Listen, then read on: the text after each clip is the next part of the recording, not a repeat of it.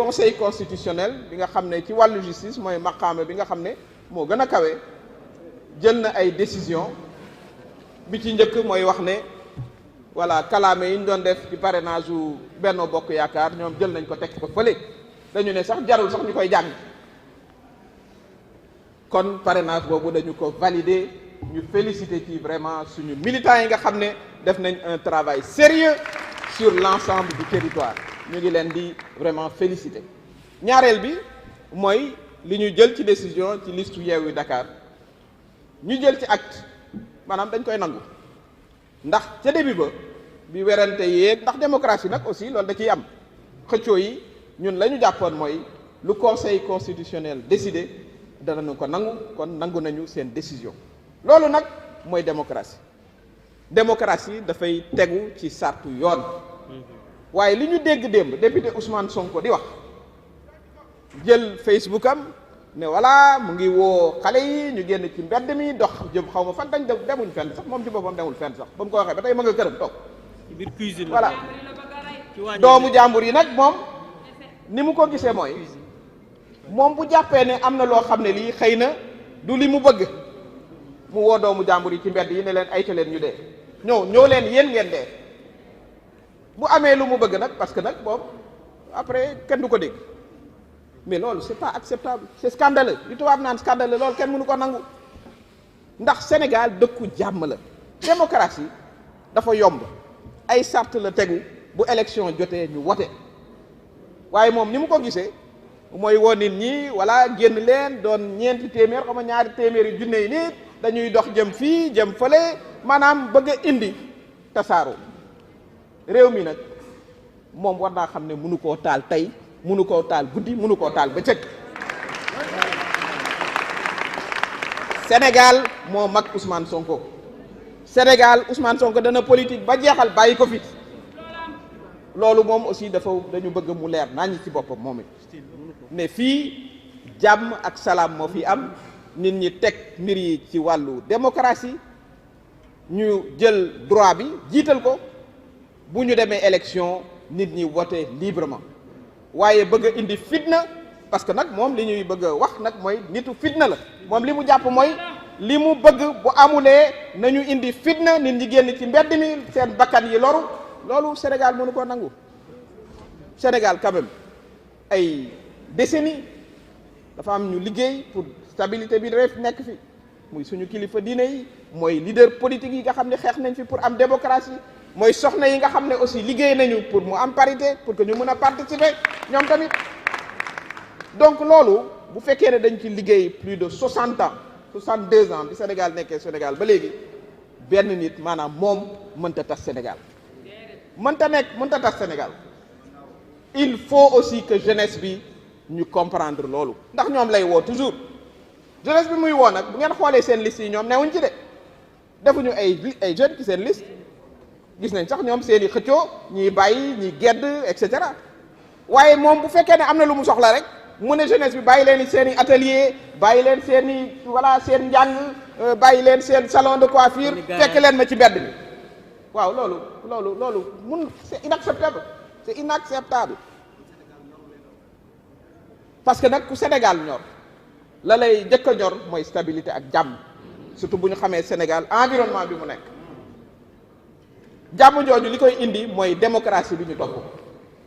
waaye nag ne ci talibé yi menacé te lii muy wax nag mu xam ne tiitalul kenn kooku moom loolu moom it bu ko xamoon dana ci noppalu amul kenn ku mu mën a tiital wala ku mu mën a xoqatal amul parce que nag fii aussi c'est un pays de droit waaye nag militants yi toog fii te ne ci Sénégal yépp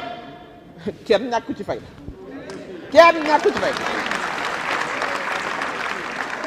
li ñuy bëgg jàmm yépp te ñu bëgg ko nag parce que mooy li jig réew am na yoo xam ne yi kenn du ko nangu te jeunesse bii ñuy woo ci mbedd mi nañu xam ne ñoom li leen soxal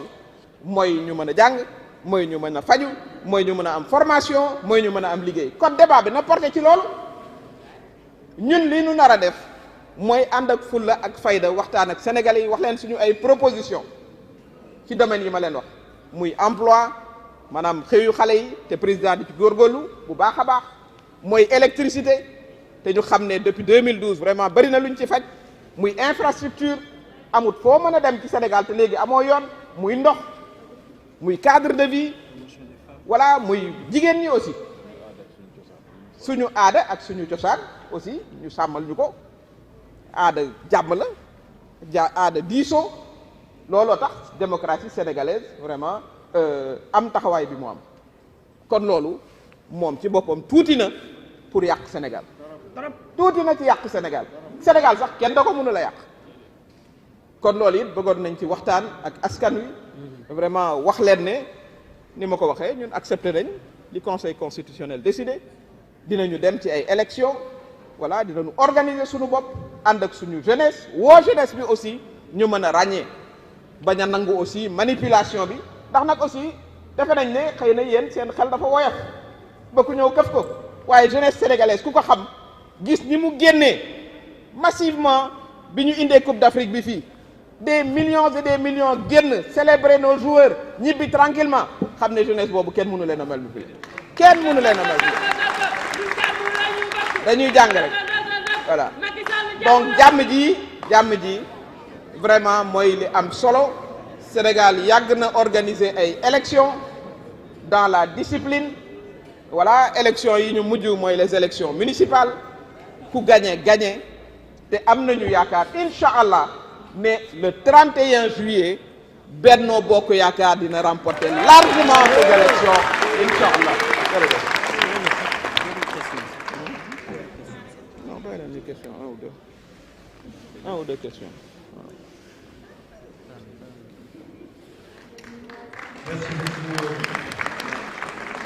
jërëjëf defe naa ne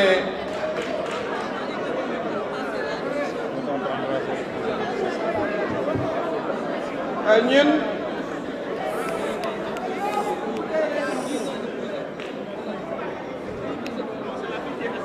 Youssou ñun duñu état bu toog fii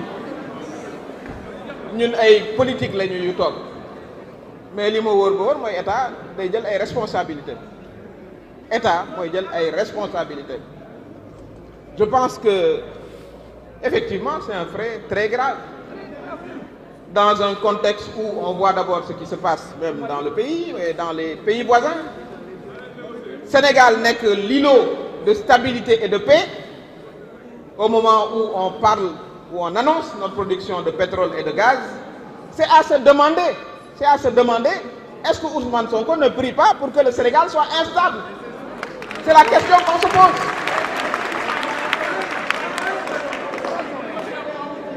C'est la question sérieusement qu'on se pose. À qui profiterait l'instabilité du Sénégal à laquelle appelle Ousmane Sonko?